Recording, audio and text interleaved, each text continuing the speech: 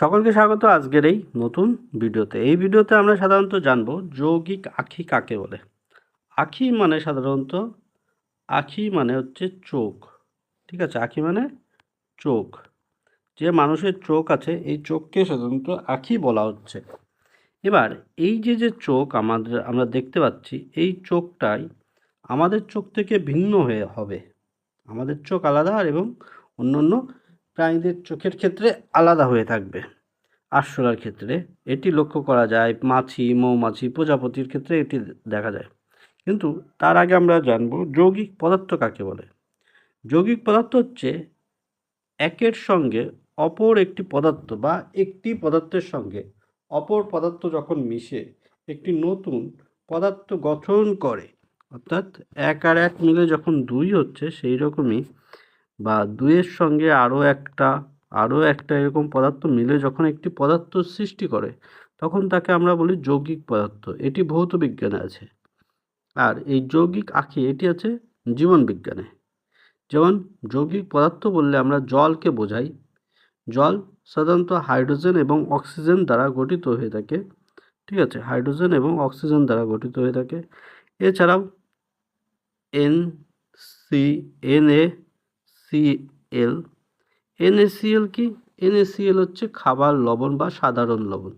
Sodium এবং ক্লোরিনের সাধারণত মিশ্রণ হচ্ছে এই খাবার বা সাধারণ লবণ। এবার এক্ষেত্রে খেয়াল করো, আখি যখন বলছি তখন আমাদের চোখ, কিন্তু একই রকমভাবে চোখ অসংখ্য ছোট ছোট, যে চোখ অনেক ছোট ছোট চোখের একক বা অমাটিডিয়া নিয়ে গঠিত হয়ে থাকে, তাকে বলা হয়ে থাকে যৌগিক আখি।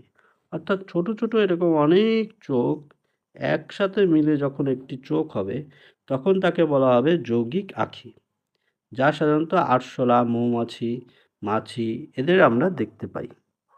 ঠিক আছে, তাহলে এইটুকু বোঝা গেল। পরবর্তীতে খেয়াল করো,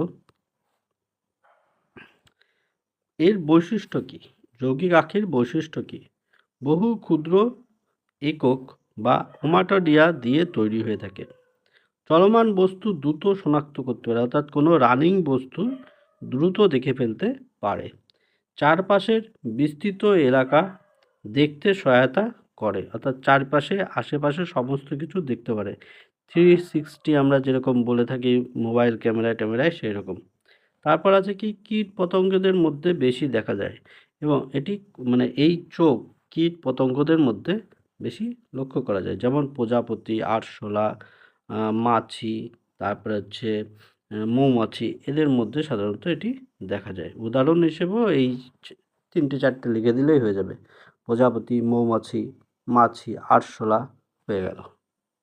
ঠিক আছে, এই হলো যৌগিক আখি। অর্থাৎ একের বেশি চোখ, এর মধ্যে একটা চোখের মধ্যে অনেক চোখ ছোট ছোট থাকবে, তাকে যৌগিক আখি বলবে।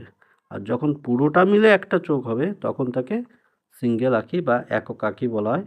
একে পুঞ্জ আক্ষ, তারপরে ত্রিনয়ন, এরকম নানান আছে, সেগুলো আমরা যাচ্ছি না। সঙ্গে থাকো, সাথে থাকো। আজকের মতো এ পর্যন্ত, পরবর্তীতে আবার দেখা হবে।